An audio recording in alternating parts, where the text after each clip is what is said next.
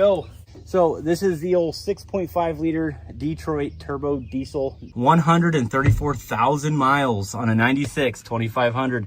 Not bad. It's got a automatic floor shifter. Of course, it comes with a trailer brake. It's got the, I don't know what is that. That's the lights to the plow. Got a little issue with that thing, whatever, no big deal. We also have a sweet old school pillar gauge, which I don't think works. We'll see what happens when I start it. I'm not too sure if that thing works. These seats are actually more comfortable than my LBZ Duramax, my 2006. But you guys see this crank windows.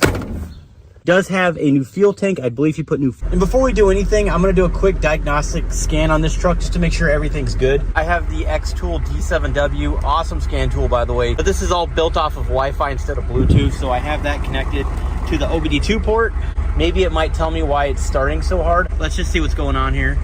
So automatic detection, it's a 4-wheel drive. It's kind of old, so it's not picking it up right away. But 1996, there it is, 6.5 liter. And we're just gonna go ahead and simply just read trouble codes for right now. Oh, that's interesting. Fuel solenoid response time too short. I wonder if that's throwing the code because it's taking forever to start when it's cold. I mean, that might be an issue. I'm not too sure. I may have to look into that more, but I am not gonna delete that code for right now. I'm gonna leave that on there.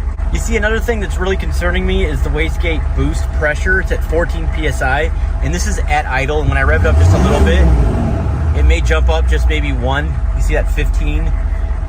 I don't know 100% sure if that's normal or not, but it doesn't look like it. It looks like it's just sitting pegged at like 14, 15 PSI at idle. So that might be a big reason why we're having issues also. If you go over here to special functions, there's a ton of stuff that I really would love to go over in a separate video, but pretty much you could do anything. Obviously this truck does not come equipped with a VGT turbo, but just in case you have one of those.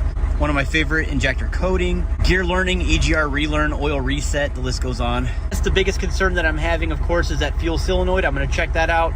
The turbo, I'm probably just gonna go ahead and replace. And what in the world? Why is it at 14 PSI? You can't even hear the thing anyways. I don't know what's going on with that. But that's gonna be my quick review on the XTOOL D7W. And we're gonna go ahead and keep working on this truck.